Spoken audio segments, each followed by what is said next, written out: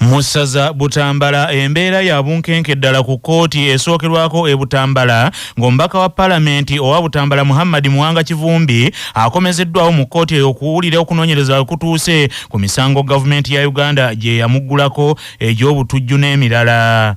Bwe tujjidde ku mpewo ng'olutula lwa kkooti lukyagenda mu maaso era Muhammad Muwanga Kivumbi okwawukanako n'omulundi ogwasooka ku luno mu Kaguli asimbiddwamu n'abantu abalala abakulu be bagamba nti baavunaanibwa nabo.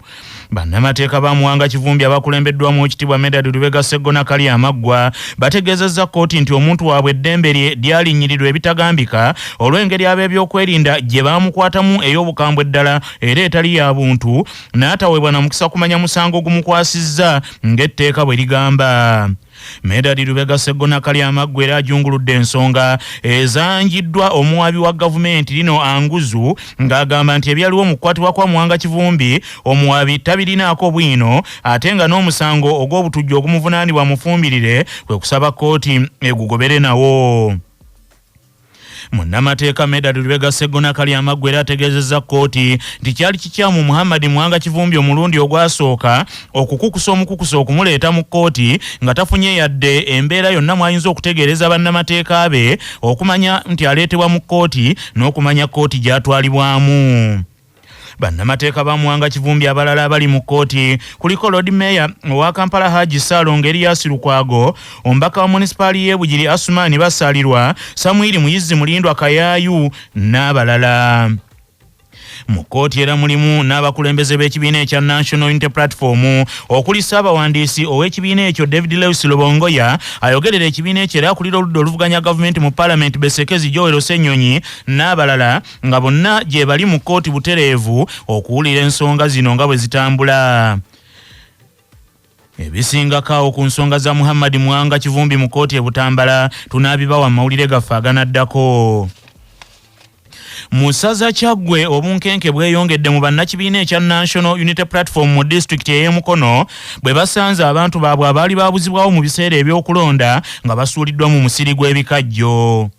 Bibadde bikyali biti ate n'abatuuze mu bitundu eby'ennama ne basoberwa olw'abavubuka era bana abaakwatiddwa abantu ababadde mu ngoye eza bulijjo ne batwalibwa nga na bano basangiddwa basuuliddwa mu bitundu eby'ekalagi kyokka nga batulugunyiziddwa ebitayogerekeka. Omubaka wa Mukono North mu Parliament Kayongo Abdallah Kiwanuka Mulima Mayuni nga y'omu ku bakedde okutuuka mu kifo awasuuliddwa abavubuka bano bulijjo abanoonyezebwa agambye nti basangiddwa nga balamu naye nga n'okusituka we basuuliddwa bambi tebasobola. Omubaka Abdallah Kiwanuka Kayongo Mulima Mayuni agambye nti bamanyi muntu yalumbye ekitundu ky'e Mukono atandise okukwata abavubuka abaakulemberangamu okukungira Nuupu obuwagizi nga batulugunya n'okubawamba. Bakutte abaana b'enkukambi bamasuula ku ssaawa 7 mu kibuga Kalagi ekiri mu Kyampisi babajja Nama. However olunaku ate olwaleero ng'obudde bukya wazuuliddwawo abantu 2 nga baabatulugunyizza omu bamusazeko okutu omu bamuyita Sadiiki w'Ekateete. Kyendowooza nti kya malisi oba kwonoona Haji Haruna oba kigenderere nga bamutaddeko ttaaga ya Haji Haruna. Nenga era naye tubadde tumaze emyezi 3 nga tumunoonya Sadiiki. Bamusudde mu bikajjo n'omuleka awo ne bamusiba n'ekiveera ku mumwa. Muzo nga bamanyi nti afudde simanyi. Kituka tulina obweraliikirivu mu Mukono North. Bukyanga akalulu kaggwa. Bannange tuli ku bwenkenke. Abaana baffe bawambibwa, abaana bali ku nsiko. Omubaka Abdallah Kiwanuka Kayongo Mulima Mayuni addukidde ku poliisi bayambe ku bunkenke buno era mutegeezezza nti egenda kunoonyereza naye nga abakola eby'okubuzaawo abantu nti nayo tebamanyi.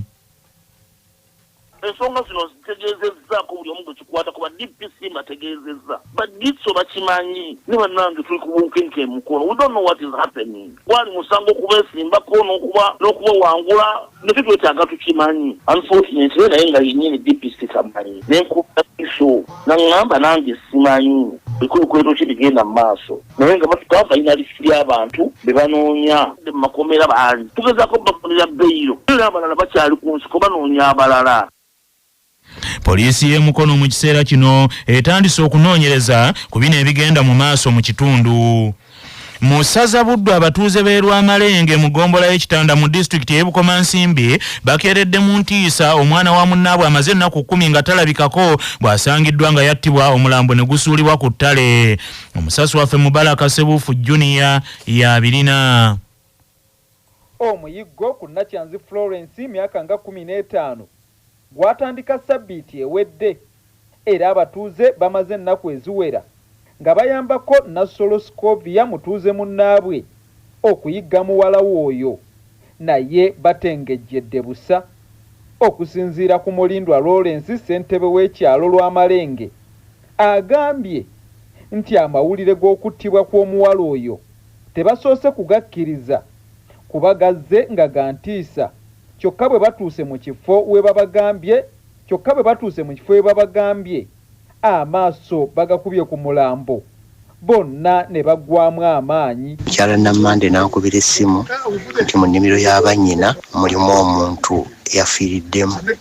Nenkwata pikipiki nenzija nentuuka ku mulambo, emaze okugutuukako nengulaba nenkubira poliisi Ekitanda, nabo tebaluddeewo ne bajja. Ye Nassolo Scovia maama w'omuwala eyattiddwa ategeezezza nti amaze ebbanga ddene ng'agwa ewalungi n'ewabi okunoonya bw'alabirira muwala we kyokka byonna asasuddwa maziga. Maze ebbanga nga mbuliddwako omwana wange Nakyanzi Florence wiiki nnamba n'ennaku 3 z'amaze. Mukama bw'atyo bwe yasazeewo. Poliisi y'Ekitanda omulambo eguggyeewo n'egutwala mu ggwanika gwongere okwekebejjebwa nga bwetandika n'okunoonyereza ku nfa y'omuwala oyo ku lwa CBS FM ey'obujjajja Nantasingwa. Mubaraka Sebuufu Junior, ndi Bukomansimbi. Mu ssaza Kyaggwe wazzeewo akasattiro mu batuuze aba Town Council y'Enkokonjeru mu disitulikiti y'e Buikwe bwe bazuukuse ku makyanga ekibuga kyabwe kimansiddwamu ebibaluwa bikiro kitwala omunaku nga kuliko agamu ku mannya ag'abatuuze nga balabulwa obutagezaako kuzannyira ku kalulu akagenda okukubwa enkya ku Lwokusatu. Ebibaluwa bino biriko n'agamu ku mannya g'abanna NRM okuli n'erya nnyini ntebe wa NRM mu Nkokonjeru Town Council nga asinga kuyitibwa Bijigo, nga ebibaluwa bibalabudde nti bamanye bulungi kye bateekateekera nti naye bwe kana abatanda ne bazannyira mu kalulu k'enkya obwa ssentebe owa LC ey'okusatu nti tebakigezaako yadde n'akatono kubanga bamanyi bulungi amaka gaabwe ne bizinensi zaabwe we ziri. Akalulu k'enkya ku bwannyini entebe bwa Nkokonjeru Town Council kaliko abavuganya babiri okuli munna NRM Isima Ssemambo naye nga ono kwali ku lukalala lwabo bibalabudde saako Alex Weekoola omunnakibiina kya National Unity Platform. CBS mu kwogerako n'akulira ebyokwerinda mu disitulikiti y'e Buikwe RDC Major David Matovu agambye nti ye abadde bino ebibaluwa tannabirabako. Wabula abamu ku bali ku lukalala luno bagambye nti bo beeteefuteefu okwaŋŋanga abo abaagala okubalumba. Ndi omu gw'abaagala n'entaana yange ebeere musubo kiri entaana weebeeremu ng'oyagala omu ekibuga kiregeza kiba kisigaddewo n'abantu baaki abakirimu akale ebisigadde gyabikwasaganya. Mu ssaza Buddu nga bannayuganda beetegekera okulonda bannyini ntebe b'eggombola ne Town Council olunaku lw'enkya. Nnyini ntebe wa Town Council y'e Kalungu mu disitulikiti eyo anaatera okunnyuka Kiragga John akoodde abatuuze mu Town Council eno beetabe mu bungi mu kulonda omukulembeze agenda okumuddira mu bigere era abasabye babeere n'eriisa George nga basuula akalulu. Omusasi waffe Nsubuga Muzaffalu abaddewo ng'okutwakunkumula. Abantu 6 be bavuganya ku kifo kya ssentebe wa Town Council y'e Kalungu abatuuze mu kitundu kino olunaku olw'enkya kubagenda okulonda omuntu agenda okuddira mu bigere. Ssentebe aliko kati Kiragga John ono nga ku mulundi guno yasazeewo obutaddamu kwesimbawo ku kifo kino nga bano 6 kuliko Musawo Ssemaganda Eddie Lwera atayina kibiina kyonna kwajjidde saako Aginkwagi Sulaiman owa National Resistance Movement, Musawo Makanga Ponsiano owa National Unity Platform, Gantawa Emmanuel owa Democratic Party, ate abalala Kaketo Stephen ono nga mu kiseera kino yakiikirira abaliko obulemu ku lukiiko lwa Town Council y'e Kalungu, n'omusirikale Nsamba Fred. Ssentebe wa Town Council no Kiragga John ono nga akulemberedde ekitundu kino emyaka 15 nga ku mulundi guno yasazeewo annyuka ekifo kino.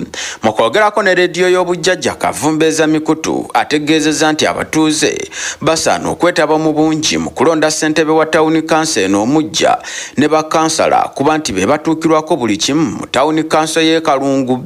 Era Kirago n'asabye bannakalungu nti beekenneenye nnyo omuntu gwe bagenda okulonda olunaku olw'enkya, era asabye agenda okumuddira mu bigere gwe bagenda okulonda nti asaana akole nnyo ku nsonga ezinyiga abatuuze naddala obutabateekako musolo mungi nnyo. Ekirala kye njagala okutegeeza abantu baffe nti omukulembeze gwe tugenda okulonda alina okufuba okulaba nga si kulwana bulwanyi nti azze kulwana bulwanyi na gavumenti. Omanyi abantu baffe bajja ne bagamba tulina okulonda omukulembeze nga yo yagenda okulwana bulungi ne gavumenti. Kye njagala okubategeeza nti omukulembeze ono yagenda okuteekesa enteekateeka zonna. Nze ebbanga lyonna limaze nga ndi mukulembeze wa tawuni kanso y'e Kalungu, enteekateeka za gavumenti mbadde sirwana nayo bulwanyi, naye nga nfuba okulaba ng'ebyo ebyetaaga enkulaakulana yonna eva mu gavumenti ngibatuusaako butereevu yadde mbadde wa ludda luwabula gavumenti. Olwekyo ekyo nkibasaba. Ekirala mulina okufuba okulaba nga omukulembeze oyo anaasobola okubalwanirira ku misolo okulaba nga tigi ambuka nnyo